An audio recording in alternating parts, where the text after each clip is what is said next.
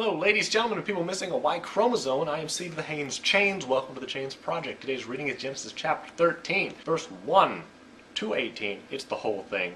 Abram and Lot separate. I was never more astonished than when, Mark Anthony and J-Lo separated. I mean, wow, they were perfect together.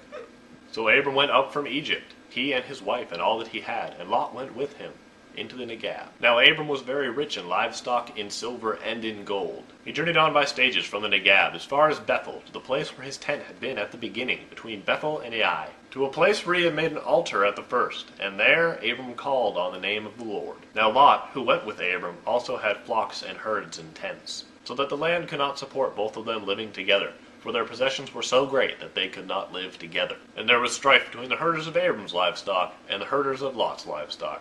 At the time the Canaanites and the Perizzites lived in the land. Then Abram said to Lot, Let there be no strife between you and me, between your herders and my herders, for we are kindred. Is not the whole land before you? Separate yourself from me. If you take the left hand, then I will go to the right. Or, if you take the right hand, then I will go to the left. Lot looked about him, and saw that the plain of the Jordan was well watered everywhere, like the garden of the Lord, like the land of Egypt, in the direction of Zorah. This was before the Lord had destroyed Sodom and Gomorrah. So Lot chose for himself all of the plain of the Jordan, and Lot journeyed eastward. Thus they separated from each other.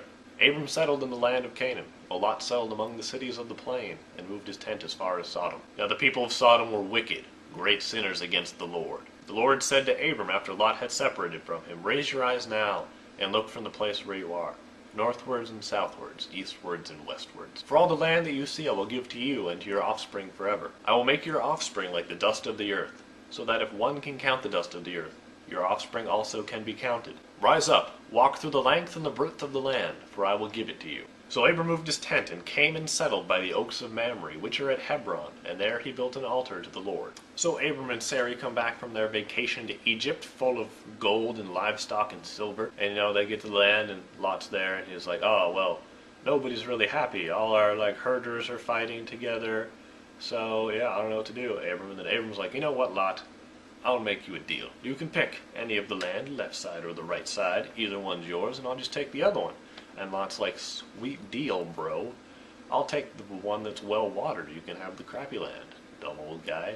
And so everyone's like, that's cool. And then Lot, travels eastward and gets the Jordan, which is kind of a weird way to put it. Nice fancy land by Sodom, which, by the way, just so you know, they're really evil there. And yeah, see some foreshadowing. Oh, and by the way, that was a total retcon where they were like, this was before Sodom and Gomorrah were destroyed, so obviously Sodom and Gomorrah are going to be destroyed. If you didn't know that already, you're pretty stupid. So after that, God comes down to Abram's like, hey Abram, what's going on, man? I want to give you some more land, because I'm just the best real estate dealing God ever. And so he's like, here, all this land that way, this way, which way, that way, over there, and there. You can have all that land. Awesome. Also, I'm going to make your children like the dust of the earth.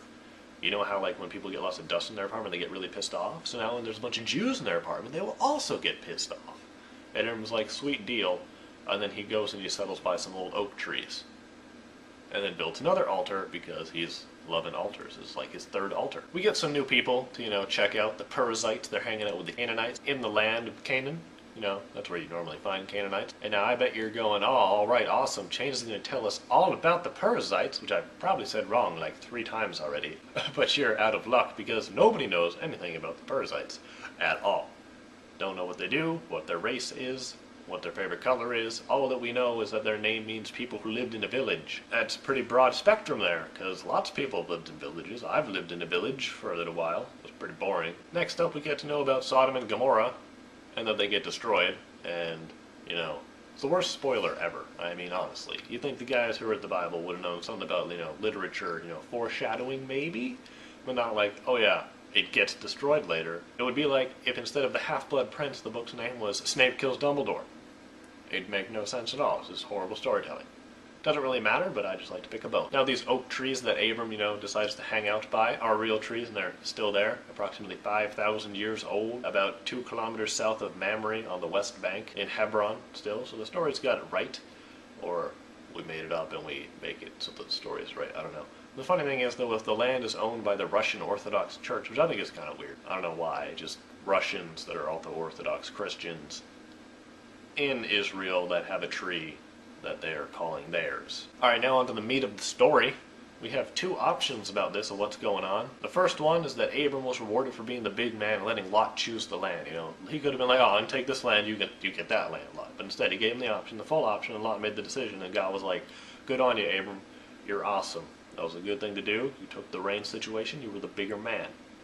Or number two, Abram was rewarded for not picking the sinful land, which, you know, Lot took.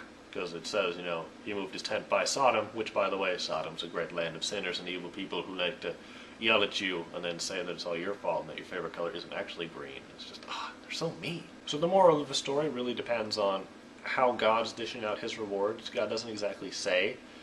The story either means that, you know, you're supposed to pick the good and the holy land, which you've already been promised, by the way. God already told Abram, you get this land already. So Abram kept his land instead of, like, giving it to Lot, even though Lot had the choice. But if Lot had taken over, maybe God would have been different, because God did say, Abram, this is your land, and, you know, your children, which Lot's he's more of like Abram's nephew, so it's not really his children. There's like a family relation going on, but not exactly. So you can totally argue that it wasn't Lot's land to even get to pick to choose from. Or, you know, God was like, good man, Abram, you decided to settle the argument without causing anybody to get pissed off, and, you know, you took the bigger man's role, which I think is the best moral, you know. Stand up and be like, alright, so here's the problem. You could pick one land, I'll pick the other one. Doesn't really matter to me as long as we don't try to murder each other. I think that is a great moral to teach people. I personally think that's the one. I'm hoping that's the one. Otherwise, it's just a good job you didn't pick the stupid land full of evil people. You're smart. And that is it for this episode of The Chains Project. Thank you very much for watching, and make sure you leave all your comments, questions, concerns, or your cool cars down in the comments below, or send me an email. I love those. Don't forget to like the video if you liked it, or hate it if you didn't. I love that. That's always my favorite. I was working on an outro, but I was busy playing with a can of compressed air because it's so much fun.